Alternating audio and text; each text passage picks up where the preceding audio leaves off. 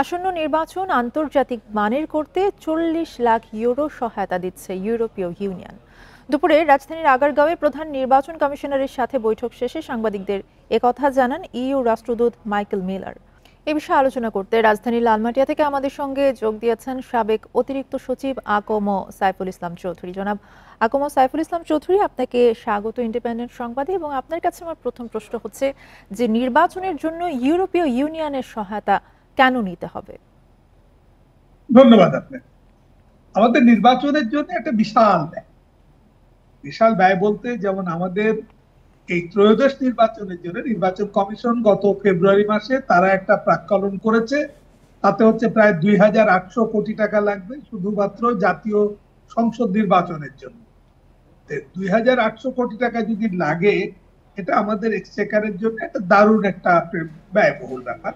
যেমন আপনাকে একটা জিনিস দেখতে হবে যে আমাদের অষ্টম সাধারণ নির্বাচন যেটা হয়েছিল, নবম সাধারণ নির্বাচন, সেটা আপনার ২০০৮ সালে যে নির্বাচন, সেখানে ব্যয় হয়েছিল সাকুল্যে ১৬৫ কোটি টাকা।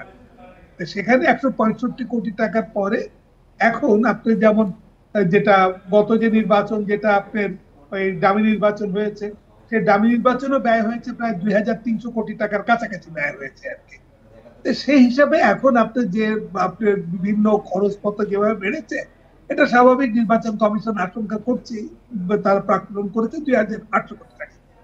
এখন ইউরোপিয়ান ইউনিয়ন যে টাকাটা দেবে, সহায়তা দিচ্ছে বললো, সেটা হচ্ছে আপনার ৪০ লাখ ইউরো, মানে গড়পড়তা বোধহয় সম্ভবত ৬০ কোটি টাকার মতন হবে। তো এটাও কিছুটা সাশ্রয় হলো, কারণ আমাদের যে রাজকোষ থেকে এই টাকাটা যাবে না, অথবা ইলেকশন কমিশন এটা সহায়তা, তারা তো আমাদেরকে তো এসব ইউরোপিয়ান ইউনিয়ন বলেন বা বড় বড় দেশগুলো বলেন, দাতা সংস্থা বলেন, তারা তো সহায়তা করেই এসছে।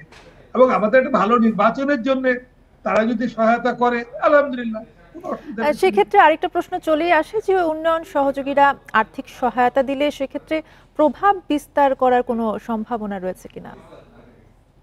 প্রভাব বিস্তার এটা নির্ভর করে হচ্ছে ইলেকশন কমিশনের হেডমের উপরে। ইলেকশন কমিশন যদি মনে করে যে আমার উপরে কেউ প্রভাব বিস্তার করতে দেব না কাউকে, ইলেকশন কমিশন পারে। আর যদি ইলেকশন কমিশন মনে করে যে আমার উপরে প্রভাব বিস্তার করলে করুক, আমার কিছু যায় আসে না, তাহলেও টাকা না নিলেও প্রভাব বিস্তার করবে। এটাই সহায়তা নেয়া না নেয়ার সাথে ইলেকশন কমিশনের প্রভাব বিস্তার করা না করার আমার মনে হয় না যে কোনো আপনার মিল আছে। এটা নাও থাকতে পারে, এটাতে কোনো সমস্যা। আরেকটা বিষয় একটু জানতে চাইবো যে আমরা দেখেছি যে নির্বাচন এলেই কিন্তু বিদেশিদের আনাগোনা বেড়ে যায়, এটা কেন হয়?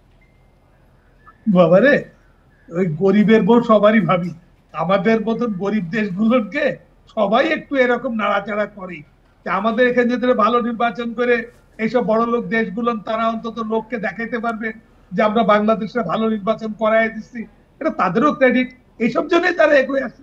আমরা যখন নিজেরা সক্ষম হবো, ইনশাল্লাহ হবো একদিন, তখন দেখা যাবে যে কেউ আমাদেরকে আসবে না, আমাদের বল দিয়ে আমরা তখন একটা কাজ করব। এটা সময় লাগবে, হয়তো একদিন না একদিন আমরা পাবো। জি, আপনাকে অসংখ্য ধন্যবাদ আমাদের সাথে যুক্ত হবার জন্য।